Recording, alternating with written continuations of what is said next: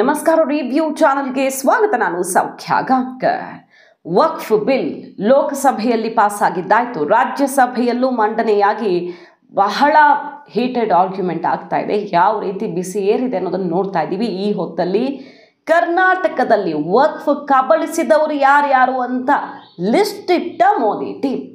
ಯಾವ್ಯಾವ ದೊಡ್ಡ ದೊಡ್ಡ ನಾಯಕರು ಅನ್ನುವಂಥ ಲಿಸ್ಟ್ ಓದಿ ವಾಗ್ದಾಳಿ ನಡೆಸಿರೋದು. ಮತ್ತೊಂದು ಕಡೆ ಖರ್ಗೆ ಆಪ್ತನ ವಿರುದ್ಧ ಮಹಾಪ್ರಹಾರ.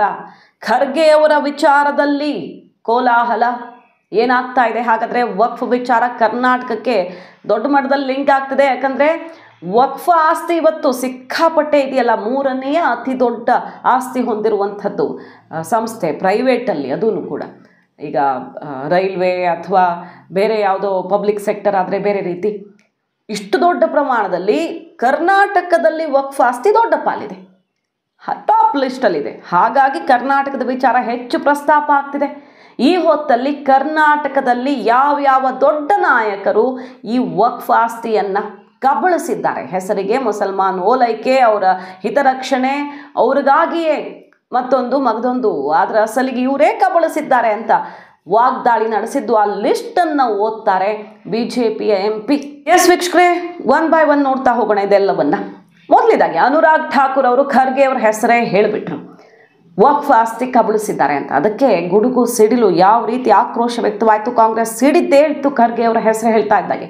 ಇವರ ರಾಷ್ಟ್ರೀಯ ಅಧ್ಯಕ್ಷರ ಹೆಸರೇ ಇದೆ ಅಂತ ಅನುರಾಗ್ ಠಾಕೂರ್ ಹೇಳ್ತಾ ಇದ್ದ ಹಾಗೆ ಆಕ್ರೋಶ ಅದಾಗ್ತಾ ಇದ್ದ ಹಾಗೆ ಖರ್ಗೆ ಅವರು ಬಹಳ ಆಕ್ರೋಶ ಭರಿತರಾಗಿ ಉತ್ತರ ಕೊಡ್ತಾರೆ ಮತ್ತು ಪ್ರಶ್ನೆ ಮಾಡ್ತಾರೆ.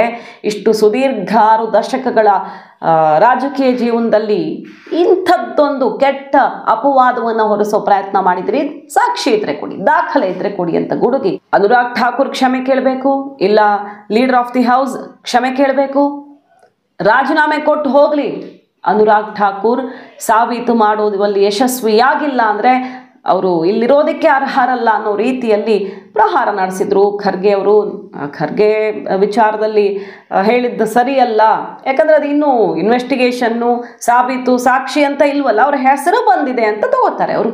ಆದರೆ ಇನ್ನೂ ಸಾಬೀತಾಗಿರೋದಲ್ವಲ್ಲ, ಆರೋಪ ಕೇಳಿ ಬಂದಿರೋದಷ್ಟೇ. ಹಾಗಾಗಿ ಆ ಹೆಸರನ್ನು ವಾಪಸ್ ತಗೊಳ್ತೀನಿ ಅಂತಾನು ಅನುರಾಗ್ ಠಾಕೂರ್ ಹೇಳ್ತಾರೆ. ಸೊ ಖರ್ಗೆ ಅವ್ರ ವಿಚಾರದಲ್ಲಿ ಇಷ್ಟು ದೊಡ್ಡ ಜಟಾಪಟಿ ಆಯಿತು. ಈ ಹಿಂದೆನೇ ಬಂದಿತ್ತು, ಕೇಳಿ ಬಂದಿತ್ತು, ಬಟ್ ಅದು ಕಡತಕ್ಕೆ ಹೋಗ್ಬಿಡುತ್ತಲ್ಲ. ಕಲಾಪದಲ್ಲಿ ಮಾತಾಡಿದಾಗ ಇಂಥದ್ದೊಂದು ಪಾಯಿಂಟ್ ಕಡತಕ್ಕೆ ಹೋಗ್ಬಿಡುತ್ತೆ. ಆಕ್ರೋಶ, ಅಷ್ಟು ಬೇಸರ ಮಾಡ್ಕೊಂಡು ಖರ್ಗೆ ಅವರು ಮಾತಾಡ್ತಾರೆ. ಬಟ್ ಬಹಳ ದಿನಗಳಿಂದ ನಡೀತಿದೆ ಈ ಆರೋಪ.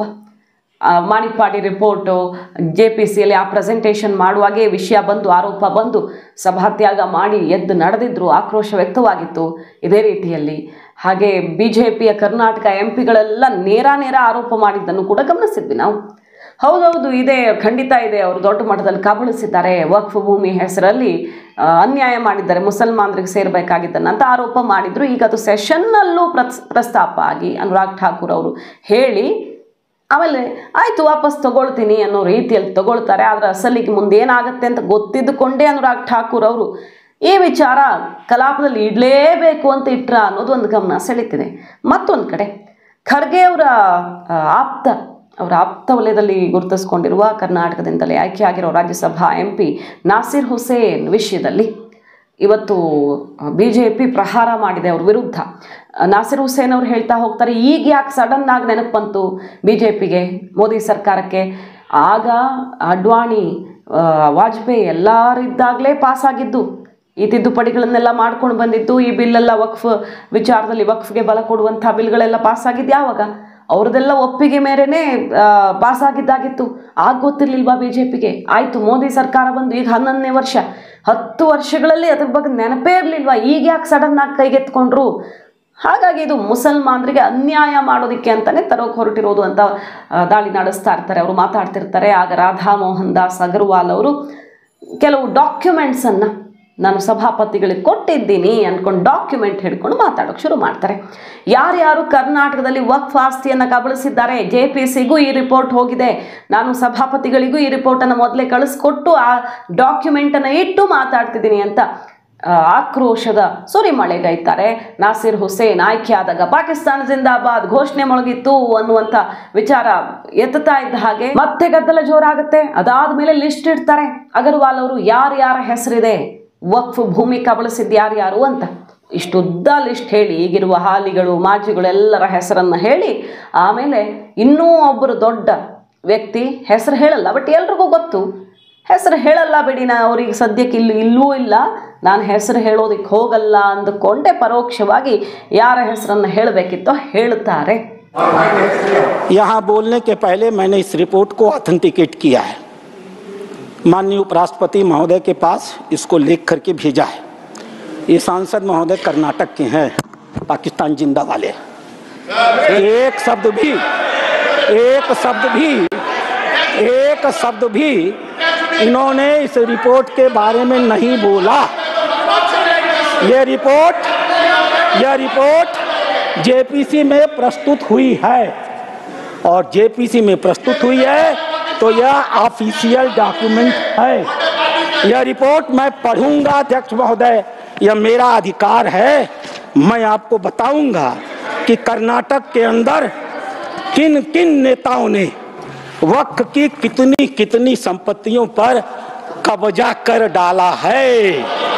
नाम पढ़ता हूं मैं, Kamrul Islam foreign minister, Suryavanshi ex MP, CM Ibrahim ex union minister, Rahman Khan ex union minister, Abdullah Sharif Waqf board official, NA Haris MLA, MA Khalid ex CO, Mumtaz Ahmed Khan chairman, Mohammed Sanaullah IAS, mister Sindhu Giri former minister, MF Pasha IPS, Khaneez Fatima MLA, CK Jafar Sharief foreign minister. और एक नाम अध्यक्ष महोदय, प्लीज कंक्लूड, अदरवाइज एक नाम अध्यक्ष महोदय, we will take it from the party time की मर्यादा में। Sir please conclude, otherwise we have to take it from the party time. मैं कंक्लूड कर रहा हूं। इस सदन की मर्यादा में मैं एक नाम लेने से इनकार करता हूं, वो इस समय सदन में है भी नहीं। नाम क्या है अच्छी तरह से जानते होंगे। 2013 के बाद सर 2014 में ये लोग सरकार में आ गए, 2014 से 2024 तक इनको समझ में नहीं आया कि ये ड्रैकोनियन लॉ है, इनको ये समझ में नहीं आया कि कम्युनिटी को अपील करने के लिए लाया गया है। 2024 में फिर ये बिल इनको 2024 में इनको याद आ गया। माननीय सदस्य सैयद नासिर हुसैन जब इस बारी राज्यसभा में चुने गए, जब ये इनके जीत की घोषणा हुई, मैं उस समय कर्नाटक के बेंगलोर में था। कर्नाटक की विधानसभा में पाकिस्तान जिंदाबाद के नारे लगाए गए थे। ರಾಜ್ಯಸಭೆಯಲ್ಲಿ ನಡೆದಿರುವಂಥ ಹೀಟೆಡ್ ಆರ್ಗ್ಯುಮೆಂಟ್ ಇದು. ಸೊ ವಕ್ಫ್ ಬಿಲ್ ವಿಚಾರ ಸಿಕ್ಕಾಪಟ್ಟೆ ಕೋಲಾಹಲಕ್ಕೇನೆ ಕಾರಣ ಆಗಿದೆ. ಆದರೆ ಜಟಾಪಟಿ ಉಲ್ಟಾ ನಿಂತರೂ ಕೂಡ ಇದನ್ನು ತಡೆಯೋಕೆ ಸಾಧ್ಯವಿಲ್ಲ ಅನ್ನುವಷ್ಟು ಸ್ಟ್ರಾಂಗ್ ಆಗಿ ತಯಾರಿ ಮಾಡಿಕೊಂಡೇ ಮಂಡಿಸಿರೋದು ಬಿಜೆಪಿ ಇದನ್ನು. ಸೊ ಲೋಕಸಭೆಯಲ್ಲಿ ಪಾಸ್ ಆಗಿದೆ, ರಾಜ್ಯಸಭೆಯಲ್ಲೂ ಕೂಡ ನಂಬರ್ ಗೇಮಲ್ಲಿ ಗೆಲ್ಲೋದು ಖಚಿತ, ಯಾವುದೇ ಅನುಮಾನ ಇಲ್ಲ. ಆದರೆ ನೋಡಿ, ಇದು ನೀವು ಕಾಯ್ದೆ ಮಾಡಿದ್ರೂ ನಾವು ಒಪ್ಕೊಳ್ಳಲ್ಲ ಅಂತ ನಿನ್ನೆ ಲೋಕಸಭೆಯಲ್ಲಿ ಒಬ್ಬರು MP ಹೇಳ್ತಾರೆ. ಅಮಿತ್ ಶಾ ಅದಕ್ಕೆ ಯಾವ ರೀತಿ ತಿರುಗಿಸ್ಕೊಡ್ತಾರೆ ಅಂತ ನೀವೇ ನೋಡಬಹುದು ಆ ಮಾತನ್ನು. ಹೆಂಗೂ ಒಪ್ಕೊಳ್ಳಲ್ಲ ನೀವು, ಇದು ಸಂಸತ್ನ ಕಾನೂನು, ಇಡೀ ದೇಶದ ಕಾನೂನು, ನೀವು ಒಪ್ಕೊಳ್ಬೇಕು, ಎಲ್ಲರೂ ಒಪ್ಕೊಳ್ಳೇಬೇಕು ಅನ್ನುವಂಥ ಕಿಡಿನುಡಿಗಳನ್ನು ಆಡ್ತಾರೆ. ಅಂದರೆ ಸೆಷನ್ನಲ್ಲಿ ನಿಂತು ಕಾನೂನನ್ನು ಒಪ್ಕೊಳ್ಳಲ್ಲ ಅಂತ ಹೇಳುವ ಮಟ್ಟಿಗೆ ಧೈರ್ಯ. ಈ ಕಾನೂನು ತರ್ತಿರೋದು ದೇಶವನ್ನು ಒಡೆಯೋದಕ್ಕೆ, ಇದು ಸಂವಿಧಾನ ವಿರೋಧಿ, ಅಲ್ಪಸಂಖ್ಯಾತರ ವಿರೋಧಿ, ಕೆಲವೊಂದು ಧಾರ್ಮಿಕ ಸ್ವಾತಂತ್ರ್ಯದ ಹಕ್ಕನ್ನೇ ಕಸಿದುಕೊಳ್ತಿದೆ ಅಂತ ಇವತ್ತು ಸೋನಿಯಾ ಗಾಂಧಿ ಅವರು ವಿರೋಧಿಸಿದ್ದಾರೆ. ವಕ್ಫ್ ತಿದ್ದುಪಡಿಯನ್ನು ರಾಹುಲ್ ಗಾಂಧಿ ವಿರೋಧಿಸಿದ್ದಾರೆ. ಕಾಂಗ್ರೆಸ್ ಸಂಪೂರ್ಣವಾಗಿ ಇದನ್ನು ವಿರೋಧಿಸೋದಕ್ಕೆ ನಿರ್ಣಯವನ್ನು ಇವತ್ತು ಮೀಟಿಂಗಲ್ಲೂ ಕೂಡ ತೆಗೆದುಕೊಂಡಿದೆ. ಹಾಗಾಗಿ ಇದರಲ್ಲಿ ಮುಸಲ್ಮಾನರಿಗೆ ಅನುಕೂಲ ಆಗುವಂಥ ತಿದ್ದುಪಡಿಗಳಿದ್ರೂ ಕೂಡ, ಮುಸಲ್ಮಾನ ಮಹಿಳೆಯರಿಗೆ ಬಹುದೊಡ್ಡ ಬಲವನ್ನು ಕೊಡ್ತಾ ಇದ್ರು ಕೂಡ, ರೈತರಿಗೆ ಬಡವರಿಗೆ ರಕ್ಷಣೆಯನ್ನು ಕೊಡುವ ಈ ರೀತಿ ಅವರ ಜಮೀನು ಕಳೆದು ಹೋಗದೆ ಇರೋ ರೀತಿಯಲ್ಲಿ ಬುಡಕಟ್ಟು ಆದಿವಾಸಿಗಳಿಗೆ ಅಭಯವನ್ನು ಕೊಡುವ ಬಿಲ್ ಆಗಿದ್ರು ಕೂಡ ಇವರು ವಿರೋಧಿಸ್ತಿದ್ದಾರೆ. ಅಂದರೆ ಇವರು ನಿಜಕ್ಕೂ ಹಿಂದುಳಿದವರ, ಬಡವರ, ರೈತರ, ಮುಸಲ್ಮಾನರ ವಿರೋಧಿಗಳಲ್ವೇ ಅಂತ ಬಿಜೆಪಿ ಪ್ರಹಾರವನ್ನು ನಡೆಸಿರೋದು. ಆದರೆ ಪ್ರಮುಖವಾದ ಪ್ರಶ್ನೆ ಒಂದು ಬಂದಿದೆ, ನಾನ್ ಮುಸ್ಲಿಂ ಯಾಕಿರಬೇಕು ಅಂತ. ಅದಕ್ಕೆ ಅಮಿತ್ ಶಾ ಆನ್ಸರ್ ಮಾಡಿದ್ದಾರೆ, ನಾನ್ ಮುಸ್ಲಿಮು ಧಾರ್ಮಿಕ ವಿಚಾರಗಳಿಗೆ ಸಂಬಂಧಪಟ್ಟಂತೆ ವಕ್ಫ್ ಬೋರ್ಡಲ್ಲಿ ಡೀಲ್ ಮಾಡಲ್ಲ, ಬರೀ ಈ ಮ್ಯಾನೇಜ್ಮೆಂಟ್ ಸೆಕ್ಷನ್ ಮಾತ್ರ ನಾನ್ ಮುಸ್ಲಿಂ ಹ್ಯಾಂಡಲ್ ಮಾಡ್ತಾರೆ, ಅದನ್ನು ನಾವು ಕ್ಲಿಯರ್ ಮಾಡ್ತಿದ್ದೀವಿ ಅಂತ ಹೇಳಿದ್ದು. ಅದರಲ್ಲಿ ಏನೇನು ತಿದ್ದುಪಡಿ ತರೋದಕ್ಕೆ ಹೊರಟಿದ್ದಾರೋ ಪ್ರತಿಯೊಂದನ್ನು ಒತ್ತಿ ಅರ್ಥ ಮಾಡಿಸಿದ್ದಾರೆ. ಡಾಕ್ಯುಮೆಂಟ್ ಇದ್ದರೆ ಟಚ್ ಮಾಡೋರಿಲ್ಲ, ದಾಖಲೆ ಇಲ್ಲದ ಭೂಮಿಯಾಗಿದ್ದರೆ ಆಸೆ ಬಿಟ್ಬಿಡಿ, ಕ್ಲಿಯರ್, ಇದರಲ್ಲಿ ಯಾವ ಡೌಟು ಇಲ್ಲ. ನಿಮ್ಮ ಹತ್ರ ನಿಮ್ಮ ಭೂಮಿಗೆ ದಾಖಲೆ ಇರೋದಾದರೆ ಸಮಸ್ಯೆ ಇಲ್ಲ, ದಾನ ಮಾಡಿ, ವಕ್ಫ್ಗೆ ದಾನ ಮಾಡಿ, ನಿಮ್ಮ ಭೂಮಿ ಮಾಡಿ, ಕಂಡವರ ಭೂಮಿ, ಸರ್ಕಾರದ ಭೂಮಿ, ಅದನ್ಯಾಕೆ ದಾನ ಮಾಡ್ತೀರಿ ಅಂತ ಅಮಿತ್ ಶಾ ಗುಡುಗಿರೋದು. ಕರ್ನಾಟಕದ ಎಕ್ಸಾಂಪಲ್ ಕೊಟ್ಟು, ಕರ್ನಾಟಕದಲ್ಲಿ ಸಾವಿರ ಎಕರೆಗಳು ವಿಜಯಪುರದ್ದಿರಬಹುದು, ಬ್ಯಾಂಗ್ಳೂರಲ್ಲಿರಬಹುದು, ಯಾವ ರೀತಿ ಕಬಳಿಕೆ ಆಗಿದೆ, ಏನು ಸಮಸ್ಯೆ ಆಯಿತು, ರೈತರಿಗೆ ಏನು ಸಮಸ್ಯೆ ಆಯಿತು, ಎಲ್ಲ ಕರ್ನಾಟಕದ ಎಕ್ಸಾಂಪಲ್ ಇಟ್ಟು ಅಮಿತ್ ಶಾ ಅವರು ವಿಚಾರವನ್ನು ಲೋಕಸಭೆಯಲ್ಲಿ ಮಾತನಾಡ್ತಾ ಹೋಗ್ತಾರೆ. ಹಾಗೆ ತೇಜಸ್ವಿ ಸೂರ್ಯ ಸೇರಿದಂತೆ ಬಹಳಷ್ಟು ಬಿಜೆಪಿಯ ಸಂಸದರು ಈ ಚರ್ಚೆಯಲ್ಲಿ ಭಾಗಿಯಾಗಿದ್ರು, ಗಮನ ಸೆಳೆದಿದೆ. एक सदस्य ने तो कह दिया माइनॉरिटी इस कानून को स्वीकार नहीं करेगी। क्या धमकाना चाहते हो भाई?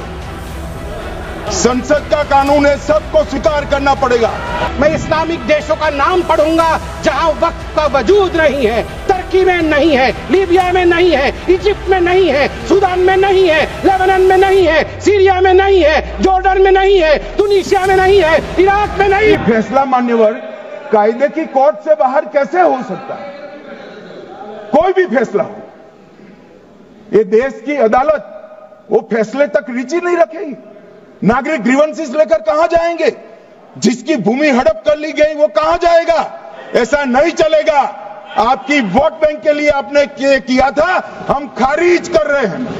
ಇದು ಕಾಯ್ದೆಯಾಗಿ ಐತಿಹಾಸಿಕ ಹೆಜ್ಜೆ, ಮೋದಿ ಸರ್ಕಾರದ ಮತ್ತೊಂದು ಅತಿ ದೊಡ್ಡ ಹೆಜ್ಜೆ ಗ್ಯಾರಂಟಿ ಆಗಿದೆ, ಅದರಲ್ಲಿ ಯಾವ ಡೌಟು ಕಾಣಿಸ್ತಿಲ್ಲ. ಆದರೆ ಇದಾದ ಮೇಲೆ ಏನಾಗುತ್ತೆ ಅನ್ನೋದು ಕುತೂಹಲ. ಯಾಕಂದ್ರೆ ಸೆಷನ್ನಲ್ಲಿ ಯಾರು ಕಬಳಿಸಿದ್ದಾರೆ ಭೂಮಿಯನ್ನ, ಕಾಂಗ್ರೆಸ್ನವರ ಹೆಸರುಗಳನ್ನ ಎತ್ತಿ ಇಡ್ತಿದ್ದಾರೆ, ದೊಡ್ಡವರ ಹೆಸರನ್ನು ಇಡ್ತಿದ್ದಾರೆ. ಕಾಂಟ್ರವರ್ಸಿ ಆಯ್ತೋ ಮತ್ತೊಂದಾಯ್ತೋ ಅಲ್ಲಿ ವಾಪಸ್ ತಗೊಂಡ್ರು ಅನ್ನೋದು ಮುಖ್ಯ ಅಲ್ಲ. ಇದು ಆದಮೇಲೆ, ಇದು ಕಾಯ್ದೆಯಾದ ಮೇಲೆ ಅಕ್ರಮವನ್ನು ಬಯಲಿಗೆಳೆಯೋದಕ್ಕೆ ಇಡಿ CBI ಅಖಾಡಕ್ಕೆ ಇಳಿತಾವ. ವಕ್ಫ್ ಕಬಳಿಸಿದವರನ್ನ ಬಣ್ಣ ಬಯಲು ಮಾಡಿ ಬೀದಿಯಲ್ಲಿ ನಿಲ್ಲಿಸೋ ಕೆಲಸವೂ ಆಗತ್ತೆ ಅಂತ ಈ ಹಿಂದೆ ಬಿಜೆಪಿಯ ಸಚಿವರುಗಳು MP ಗಳೇ ಹೇಳಿದ್ದ ಮಾತಿದು.